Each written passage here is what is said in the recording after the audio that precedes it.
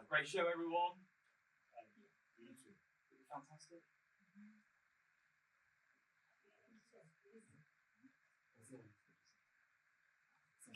NCR.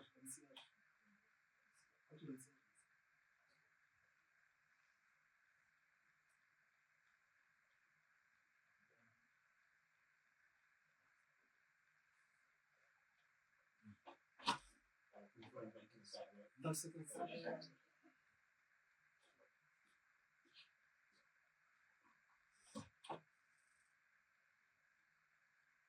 20, 15, and everyone 10, 9, 8, 7, 6, 5, 4, 3, option 1, Coming to you live from Nairobi, this is Focus on Africa on BBC News. Our top stories. We did our part. The Nigerian chief of police insists that it deployed enough police officers following mass abduction at a Catholic school in Niger State. Political team that are working tirelessly, they are there working. We are doing our best to make sure that we rescue those children. The U.S. says neither side in the Sudanese civil war has accepted its peace proposal, despite the RSF commander declaring a unilateral ceasefire. We hope the Quad countries will play their role in pushing the other side to engage with this step and with international efforts aiming to achieve the interests of the Sudanese people. Also in the program, how can African countries effectively overcome youth unemployment? Well, the BBC Focus on Africa seeks answers from Nigerian philanthropist Tony Elumelu.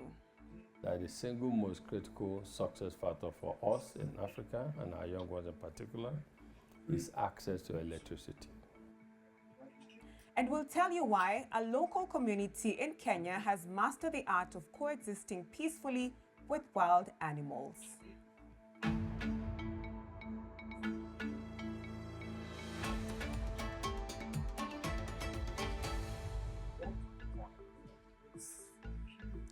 Many thanks for joining us on Focus on Africa. I'm Rhoda Odhiambo.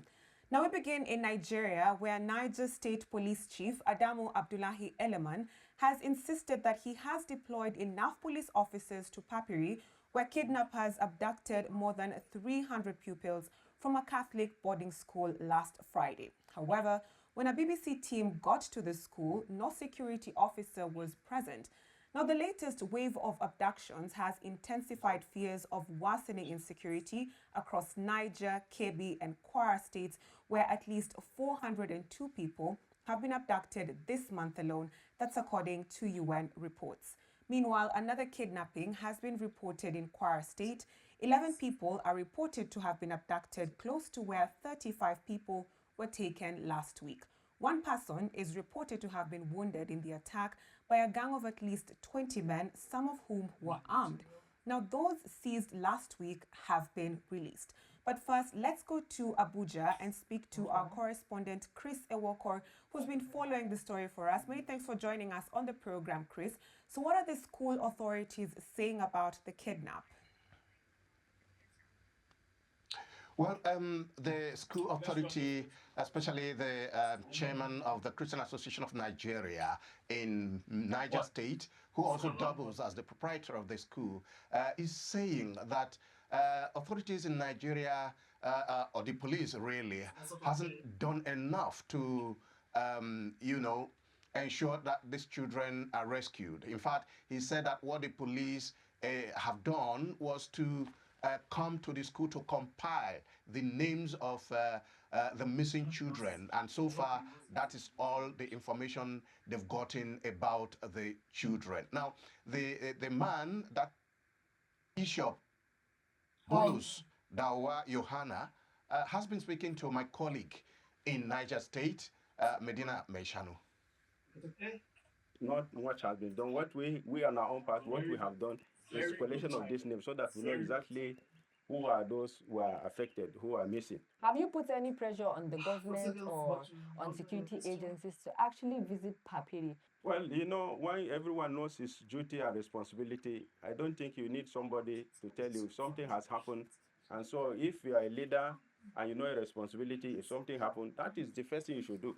So I'm doing my own part, and I don't think I will carry the two. I will be doing my own part, and then I'll be doing the part that is made for other people. Have you tried to speak to the government? Well, so far so good, as I've said, that my relationship with him is to find out what is the situation. So I said, okay, we are trying to get the correct number of those that were abducted, you know, and I've been sending that information to him so that he will also have it. And he has been calling me whether the abductors have any information. Have they called?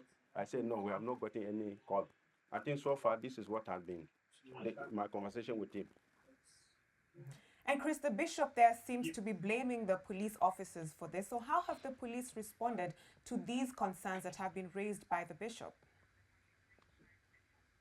Well, I'm also speaking to my colleague, Medina.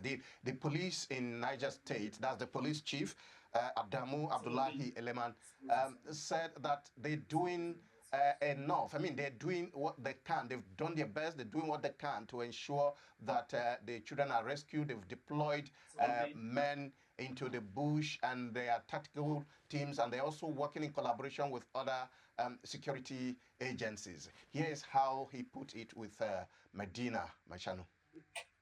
There was a presence of police there. Since the first day the incident happened, we deployed policemen, enough policemen there, with other special teams there, you know, like IRT, they are there, my SWAT are there, special intervention squad, they are there, you know, my mobile teams are there. We have enough policemen there. You say you have enough policemen there, but Yes. myself, I went down to Papiri to visit the school, and I can say that from what I saw, security is basically non-existent in that area. Driving down from Yauri to Papiri community, I saw only one checkpoint, and even at that, the security personnel there were not armed. Actually, you know, we made Agora Divisional Police Headquarters as our operational base. So they moved from Agora Division to the school, and they came back. They came back to Divisional Headquarters. So probably when you went there, they must have come back to that Agora Divisional Police Headquarters. But they are there since Friday evening. The policemen are there. I moved them from this headquarters to that place. Right now, what can you say is being done to rescue these children? We have our tactical team that are working tirelessly. They are there working. We are doing our best to make sure that we rescue those children. They are there. And do you In collaboration with our military personnel also. and do you think that is going to be possible? It's going to be possible by God's grace. Definitely we'll get them. It's our job, and we know how to do it. And we have experts, you know, that are now working. And definitely I'm giving them assurance by God's grace we'll get those children and we will rescue them and we will bring them back to their family very soon. Another kidnapping happened in Kwara State yesterday. What are authorities saying about that listed kidnap, and what are the challenges they're facing in trying to locate those who are still missing?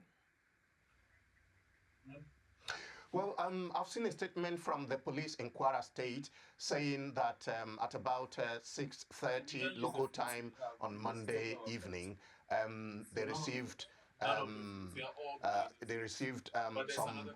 calls and messages indicating that there was an attack in a community, and this community, Isapa, is very close to the other community where bandits or gunmen attacked worshippers in a church that is in Eruku. Of course, those that were kidnapped from that church have been released according to the president of Nigeria, Bola Tinubu. But in this new attack, we understand from the police that 10 people were abducted, but residents are saying there were 11 people, and out of them, there are about 5 children, including 2 nursing mothers and a pregnant woman. An old woman, an elderly woman in the community was, they said he was caught up in a crossfire or a straight bullet hit her.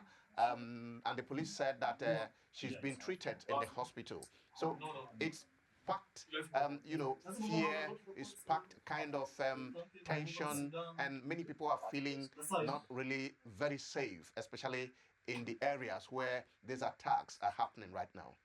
Well, many thanks for joining us on the program. That's the BBC's Chris Ewokor giving us an update on the insecurity in Nigeria and the measures the government has put in place there. Well, Sudan's paramilitary Rapid Support Forces, that's the RSF, has said it will enter into a 3-month truce in its 2-year conflict with the Sudanese army. Senior envoy of the U.S. government, Masad Boulos, however, says neither the Sudanese army nor the RSF has accepted his government's truce plan. Sudan's war has led to the deaths of over 150,000 people and displaced millions more. Speaking ahead of the statement by Mr. Boulos, RSF Commander Mohamed Hamdan Dagalo attributed his announcement to international efforts, especially by the United States. In response to international efforts, chiefly that of His Excellency US President Donald Trump and the efforts of the Quad countries, the African Union and the IGAD, I announced the following. First, a humanitarian ceasefire, including a cessation of hostilities for 3 months. We hope the Quad countries will play their role in pushing the other side to engage with this step and with international efforts aiming to achieve the interests of the Sudanese people. Now, this announcement, however, struck a chord with the Sudanese army. Sudan's Minister of Culture, Information and Tourism, Khalid Al-Asari, has called the RSF truce a political maneuver aimed at deceiving the international community. The army had already rejected a mediated ceasefire proposal by the United States, Egypt, Saudi Arabia, and the United Arab Emirates. Army Chief Abdel Fattah al-Burhan is opposed to the involvement of the UAE in the peace talks, accusing them of arming and funding the RSF, something the UAE has repeatedly denied. Now, joining me now in studio is Khulud Kher, the head of Conference Advisory and think tank which focuses on peace, security and economic governance in Sudan and the Horn of Africa region. Many thanks for joining us on the program. So what do you make of the Sudanese armed forces not keen on accepting this peace proposal plan that's been tabled by the United States? Well, many of us don't know what's in the peace proposal plan, so we don't know quite what they're objecting to in terms of the substantive text of the draft. But we do know that they have long objected to the presence of the United Arab Emirates as part of the Quad. The lack of information about what is in the text has allowed for Burhan just yesterday to effectively lie and say that the Quad, including the SAF's allies, the Egypt and the Saudi Arabia, want to, quote, dismantle the Sudanese armed forces. This is unfortunately the era we're in, where the different armed groups, including the SAF and the RSF, will put any position forward so they don't have to stop fighting. The RSF itself, has said that they are very much for a truce, but are continuing to bomb parts of the southwesterly Kordofan region and have never really stuck to or showed any commitment towards a truce. In the end, both sides want to fight. I mean, you've been focusing on the developments in Sudan since the war began and even before that. So if peace proposals were to be put on the table, what do you think would be in agreement for both these two parties, the RSF and the Sudanese army, to bring an end to this 2-year conflict? Well, they're completely at odds with each other. The Sudanese armed forces doesn't want to see the RSF anywhere near a political settlement where that would see them be part of a future government, that would see a power sharing or wealth sharing kind of setup that is very typical of Sudanese peace agreements, and there have been many. The RSF will not accept not to be part of a government post-war. So this is a circle that's very difficult to square at the moment. But in the end, we are right now at the beginning of the dry season, and that is typically the fighting season in Sudan. So neither the SAF nor the RSF want to stop fighting until such point where they're able to eke out some kind of military advantage on the ground more than what they currently have. And with many parties trying to end this ongoing civil war that's been going on for 2 years now, what's the situation in Darfur and other parts of the country where people are still fighting, and especially where the RSF had gained control?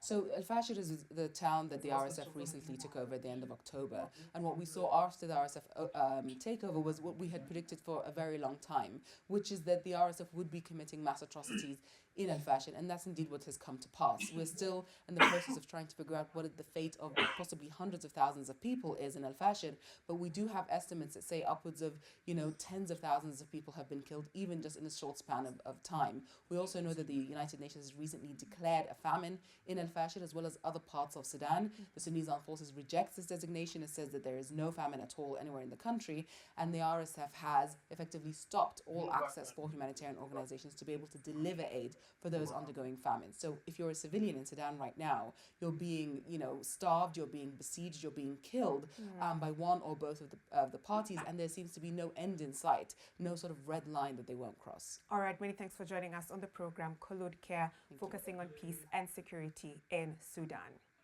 You're watching Focus on Africa on BBC News, and here's what's still to come on the program. Could you live peacefully with wild animals in your backyard? For a certain local community here in Kenya, that's not a problem. We'll take you there after the break.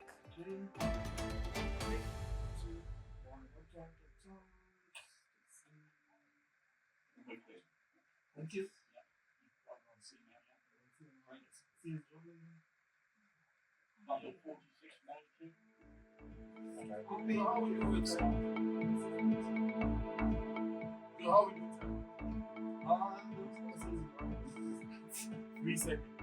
That's what I'm also being told here.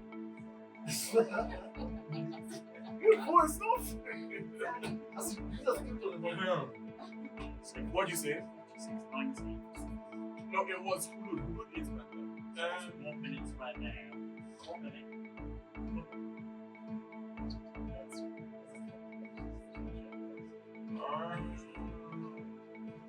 I'm too sure.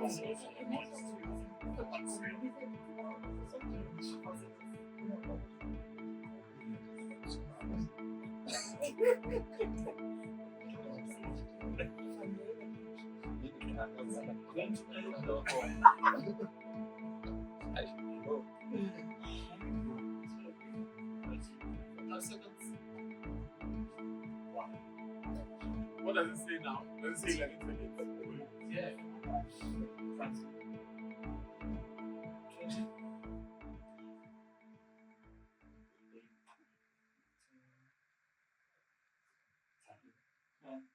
One, 8, 7, 6, 5, 4, 3, option 1.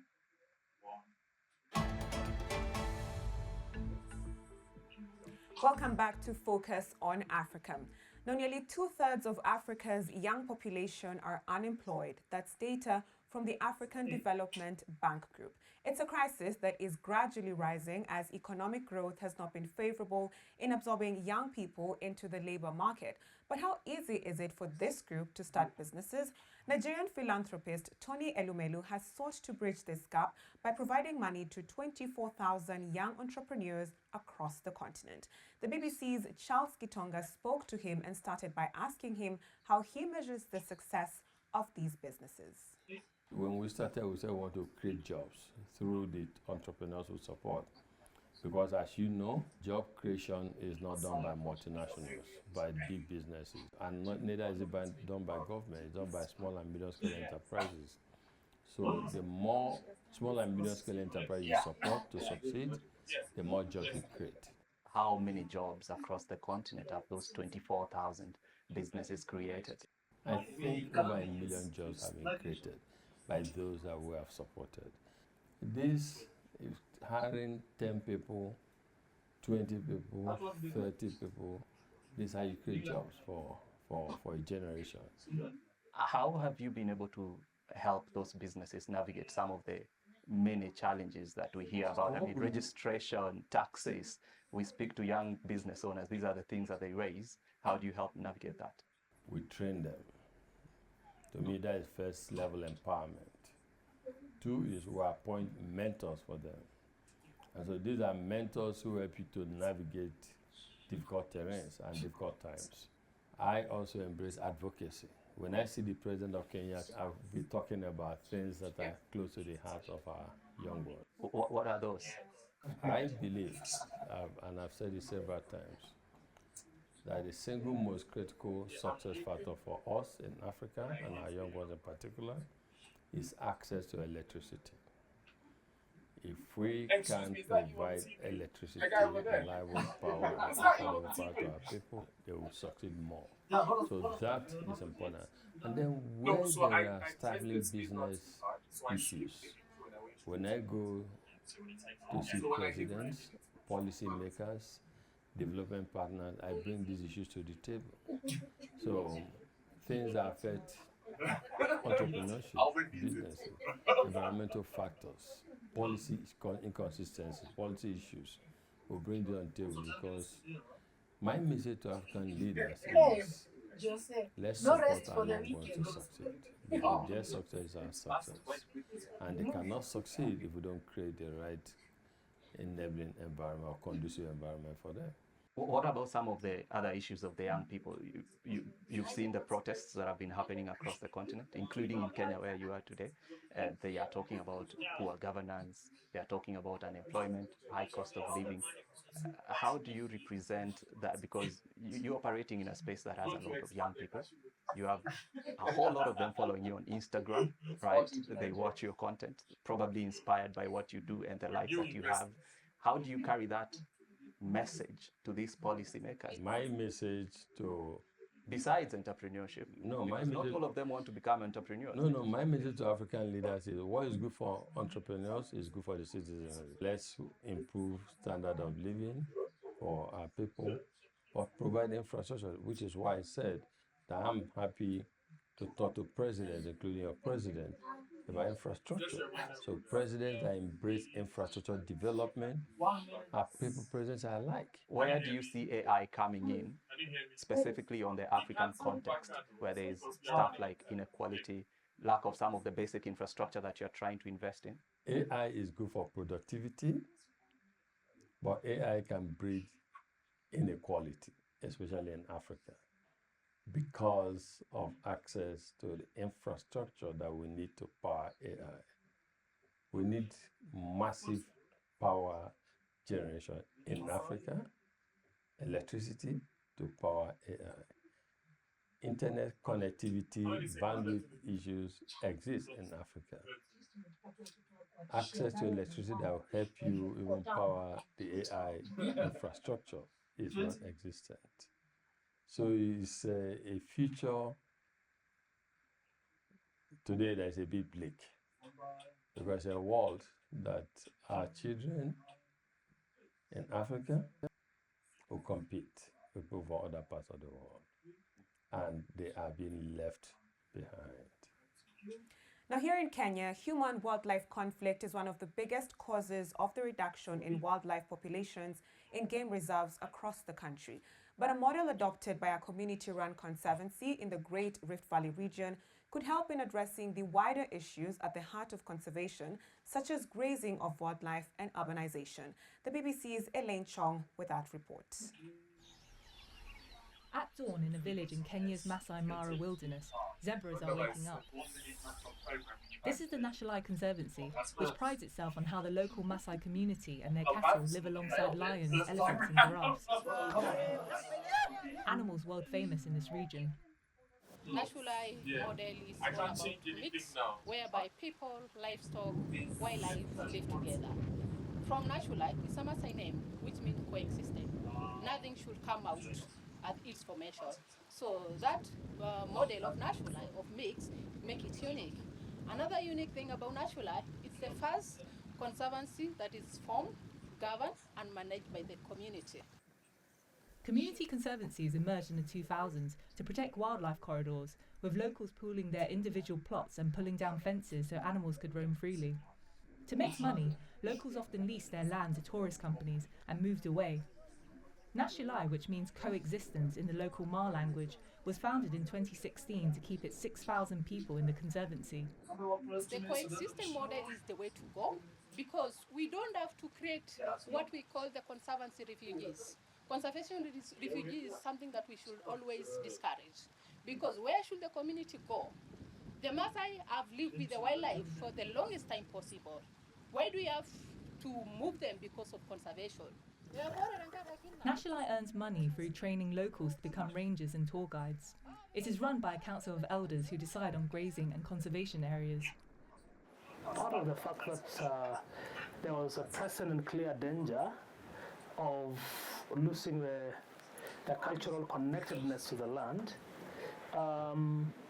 we also saw a very, very serious threat that we might lose the land which contains all our stories for living, this land where the bones of our ancestors are buried. So that's why we said, look guys, let's pull together and create a conservancy, and we gave it the name Nationalai. Lacking commercial tourism investors, Nationalai relies on donors for more than half its funding. Climate change causes added pressure as unpredictable rains make it hard to plan cattle grazing and keep the area habitable for wildlife. We're trying to decolonize conservation by coming up with an indigenous-led conservation model. The local people through Nationalai have proven, the last 10 years now, proven that it's possible. But the fortress conservation, which exclude people and fence away the land, that is, conservation apartheid. The team is responding with programs like tree planting. Elaine Chong, BBC News. And a volcano in northeastern Ethiopia has erupted for the first time in nearly 12,000 years. The Haile Gubi volcano spewed ash clouds of up to 14 kilometers into the sky for several hours on Sunday, which drifted over Yemen, Oman, India, and northern Pakistan, disrupting flights. Local media have reported no casualties from the eruption. Aviation authorities across East Africa are on high alert as the ash plume's unpredictable drift threatens key hubs in Addis Ababa and the Kenyan capital, Nairobi. Well, that's all the time we had for you on today's program. Feel free to get in touch with me and some of the team on social media. I'm on X at Odhiambo Roda, and don't forget to tag at BBC Africa. This is Focus on Africa. We'll see you tomorrow.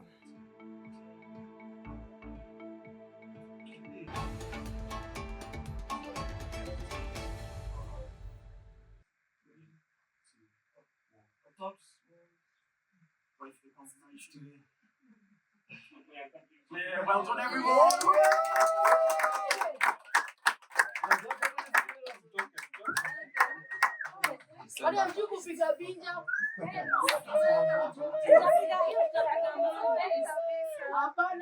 We celebrate and the I've been here the whole time. Joe. Nice one. Paris. Tony, thank you. Thank you very much.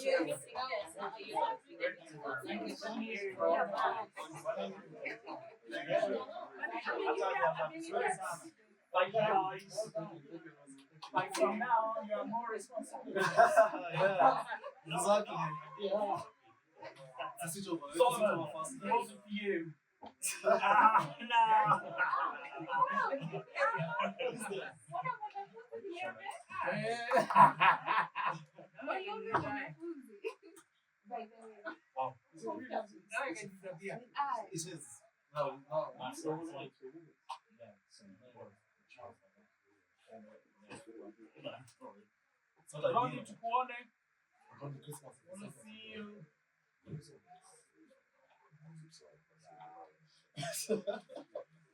No. I'm glad.